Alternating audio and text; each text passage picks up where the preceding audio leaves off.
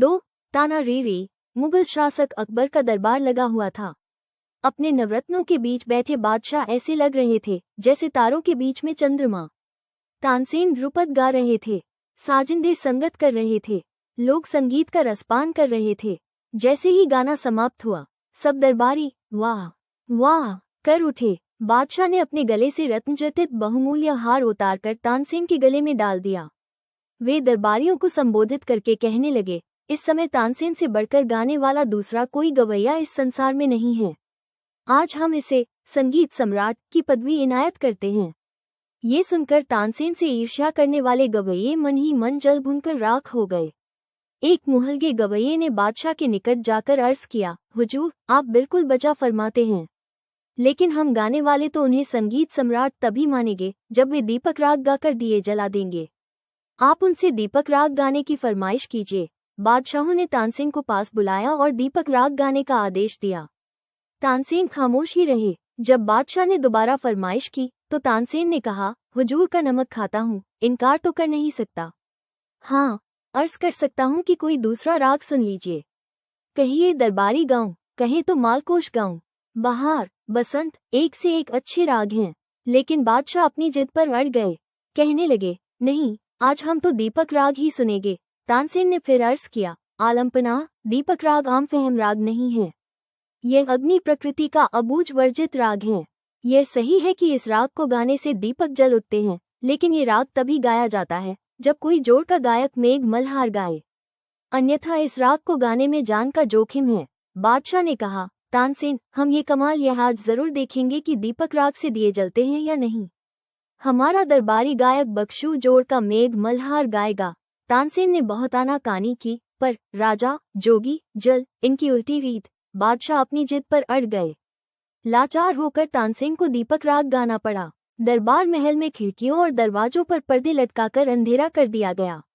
दीपक तेल से भरकर चारों ओर रखवा दिए गए। साजिदों ने साज मिलाए। तानसेन तानपुरे पर दीपक राग गाने बैठे। पहले उन्होंने राग का आलाप किया, फिर स्थाई और अंतरा गाया। दिया जलाओ, जगमग जगमग, दिया जलाओ, दिया जलाओ। जैसे जैसे राग का स्वरूप स्पष्ट होता गया, वैसे वैसे आसपास के वातावरण में परिवर्तन होने लगा। बादशाह और दरबारियों को पसीना आने लगा। सुराहियों में रखा पानी खौलने लगा। एक एक करके सारे दीपक जगमगाने लगे। ऐसा लगता था जैसे दीपमालिका के दिए जल रहे हों। ये चमत्कार देखकर बादशाह और दरबारी आश्चर्यचकित रह गए। सबने संगीत सम्राट तानसेन की साधना की मुक्तकंठ से प्रशंसा की। लेकिन ये क्या, जैसे ही गाना समाप्त हुआ, तानसेन पानी पानी करते हुए बेहोश होकर गिर पड़े। उनका तनबन झुलस गया, शरीर में फफोले हो गए। दरबारी गायक बख्शू ने मेघ मल्हार राग गाया, पर यह राग उसे सिद्ध नहीं था, इसलिए उसका कोई असर तानसेन पर नहीं हुआ।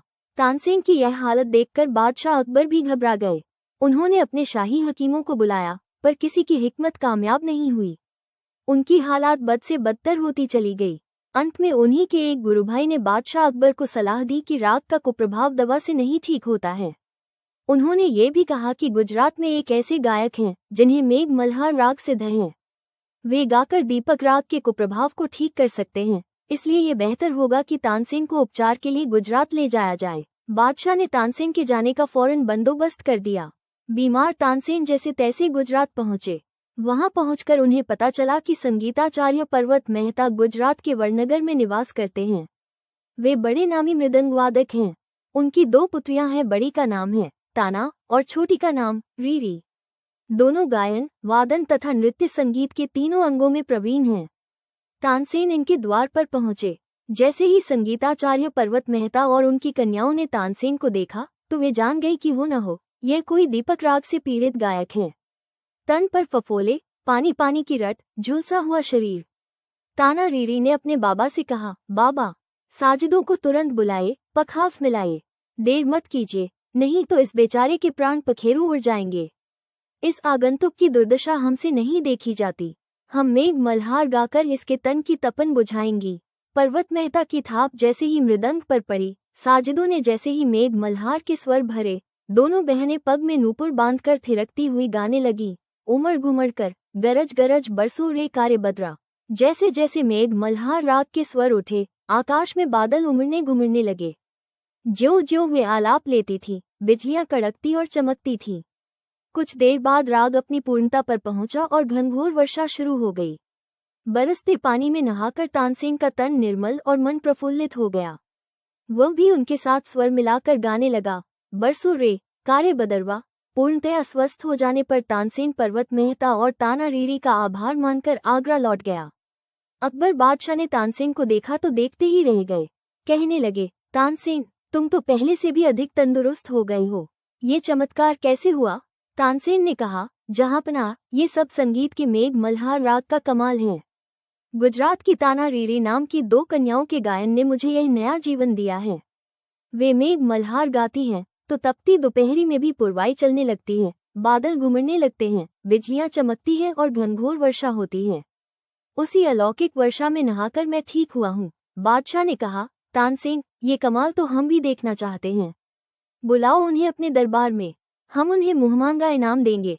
तानसेन ने कहा, हुजूर, वे पेशेवर गायिकाएं नहीं हैं, ब्राह्मण कन्याएं हैं, वे कहीं आती जाती नहीं हैं, वे दरबार में तो हरगिज नहीं आएंगी। वे अपने आराध्य भगवान हाटकेश्वर के मंदिर में रहती हैं और उनके सामने ही गाती हैं। बादशाह ने कहा, कुआं प्यासे के पास नहीं आ सकता तो प्यासा कुएं के पास जाएगा। हम उनके यहाँ जाकर यह कमाल देखेंगे। बादशाह तानसेन को लेकर ठाट बाट के साथ गुजरात पहुंचे। पहले तो दोनों कन्याएं बादशाह के सामने गाने के लिए तैयार नहीं हुई, पर अंत में जब ये तय हुआ कि गायन नगर चौक में न होकर नगर से बाहर तालाब में होगा तथा एक नाव में बैठकर वे गाएंगी और दूर दूसरी नाव में बैठकर बादशाह और दरबारी सुन लेंगे, तो वे राजी हो गईं। निश्चित दिन एवं निश्चित समय पर आयोजन हुआ। एक नाव में दोनों बहनें अपने पिता और साजिदों के साथ बैठी। दूसरी नाव में बादशाह सलामत, तानसेन और दरबारी बैठे।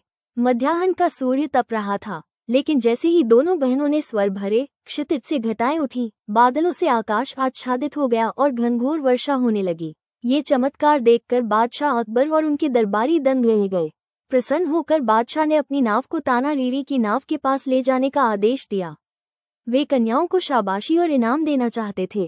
ताना रीरी ने देखा कि बादशाह शर्त को भंग कर रहे हैं, इसलिए जैसे ही नाव निकट आई, दोनों बहनों ने कमर से अपनी अपनी कटारें निकाली और कलेजे में भोंक कर स्वयं की जीवन लीला समाप्त कर दी। बादशाह अकबर को बहुत आघात लगा। वे कहने लगे, हमारी बेटियों ने हमें गलत समझा। कहते हैं, इन दोनों कन्याओं की खुदकुशी की याद में तानसेन ने ध्रुपद गायन के प्रारंभ में ताना रीरी का नाम लेकर आलाप करने की प्रथा चलाई, जो आज तक प्रचलित है। हर एक गायक ध्रुपद के प्रारंभ में ताना ना री री री करके आलाप भरता है।